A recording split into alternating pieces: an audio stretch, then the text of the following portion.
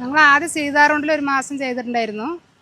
പിന്നെ അവിടെ ഇപ്പോൾ സീസൺ പോയത് കാരണം കൊണ്ട് ഇങ്ങോട്ട് വന്നിട്ട് ഇപ്പോൾ 10-20 ദിവസമായി.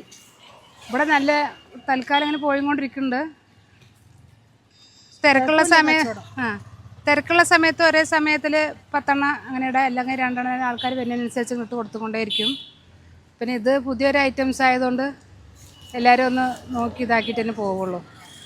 പിന്നെ നമ്മുടെ പാലക്കാട് ഇവിടെ ആദ്യമായിട്ടാണ് വന്നിട്ടുള്ളത്.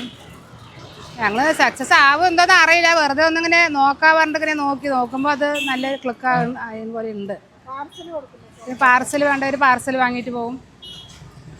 പിന്നെ സോസ് മൈനേഴ്സ് ഇതെല്ലാം ഞങ്ങൾ ഉണ്ടാക്കുന്നതാണ്, വാങ്ങണമെന്നില്ല. തക്കാളി സോസ് മാത്രം ചില സമയത്ത് വാങ്ങും, അധികം ഉണ്ടാക്കും. ബീട്രൂട്ട് ഉണ്ടാവും, പുതിന സോസ് ഉണ്ട്, ഉരുളക്കിഴങ്ങ് വെജിറ്റേറിയൻ ഇട്ടിട്ട് ഉണ്ടാക്കുന്നതാണ്. പിന്നെ മസാല ഒരു 5 തരം മസാല ഇട്ടിട്ട് മസാല വേറെ ഉണ്ടാക്കുന്നുണ്ട്. എല്ലാ ദിവസം ഞങ്ങൾ 4:30 തൊട്ടിട്ട് 10 മണി വരെ നിൽക്കുന്നത്. നോമ്പാകുമ്പോൾ ഒരു സമയത്തിന്, നോമ്പ് കഴിഞ്ഞതിന് ശേഷം സമയത്തിന് ചേഞ്ച് മാറ്റണം. ഇപ്പോൾ റംസാൻ ആയതുകൊണ്ട് എല്ലാവരും പള്ളിയിൽ പോയിട്ടൊക്കെ വരുന്ന കാരണം രാത്രി 8 മണി കഴിഞ്ഞാൽ തിരക്കുണ്ടാവുള്ളൂ.